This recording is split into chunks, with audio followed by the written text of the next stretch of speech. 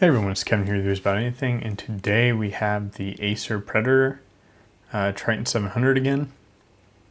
So you may have seen in my last video I replaced the thermal paste on it. All that's doing fine. You may have noticed in that video that my charge light LED was blinking, or that my battery wasn't charging on my screen. So during that time I was talking to Acer about what the issue was, and they came to determine that there was something either wrong with the BMS on the battery, or maybe the charging aspect of circuit, or the battery itself. And I bought this laptop in the US. You guys have seen the unboxing, all the other stuff. And I'm currently in Europe for work, and this has a 2-year international warranty, and Acer is refusing to warranty this laptop at their cost. So they said I could send it into a third-party repair shop, and then I have to pay for it, even though in their warranty this is underneath their warranty. They said, or I could ship it back to a family member in the States and have them send it into the Acer facility in the States, then it would be completely covered.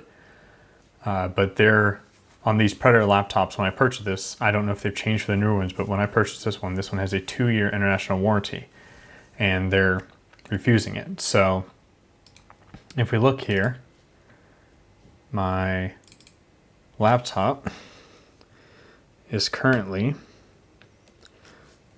25%, and it's plugged in. You scroll over it, it says 25% available plugged in. You might also be able to see right through here, that is the charger. It is plugged in.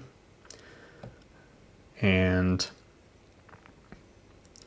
yeah, so I'll show you guys what happens. It says it has 25% battery, and I will unplug it for you guys so you can see what happens. Beeps, and then it says 25% remaining. I plug it back in. It dropped from 25 to 24, as you can see, in a second. And it beeped again. You scroll over it and it just says 24% available unplugged. A lot of the times when I unplug it, it just immediately dies. Even though it says it has 25, 26%, 30 something percent available, it just immediately dies, and it doesn't say it's charging, it just says plugged in. So there's something wrong with either the charging circuit, BMS, or the battery itself. I looked up the battery, and for me to purchase the battery and place it, it is $35.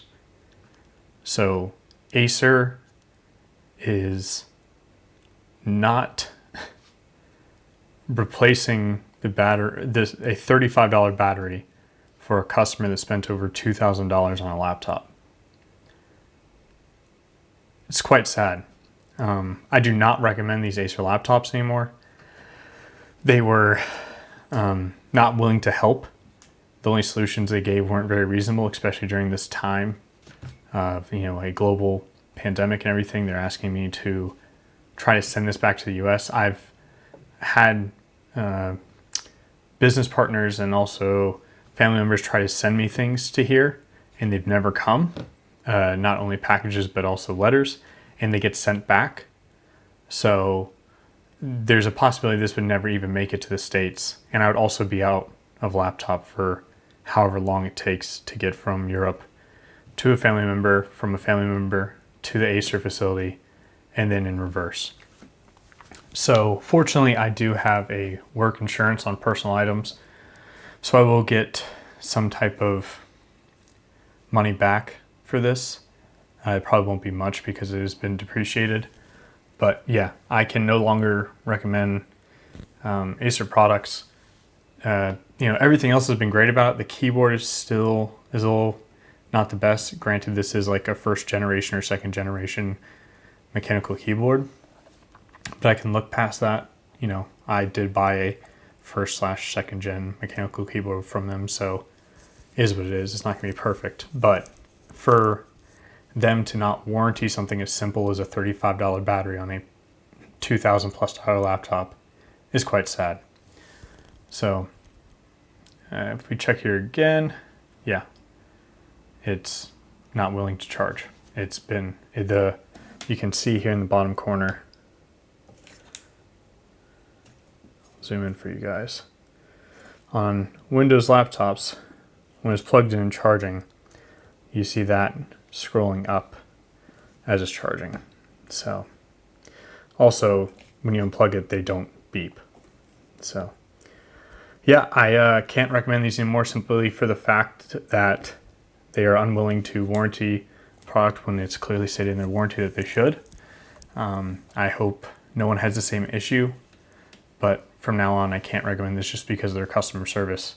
Like I said, the laptop's been relatively great overall, but them not willing to warranty and honor their product makes me never want to buy something from them again. So I'm sorry if you guys went off any of my recommendations about this. I hope this doesn't happen to you. I hope yours, is perfect for the entire time you own it.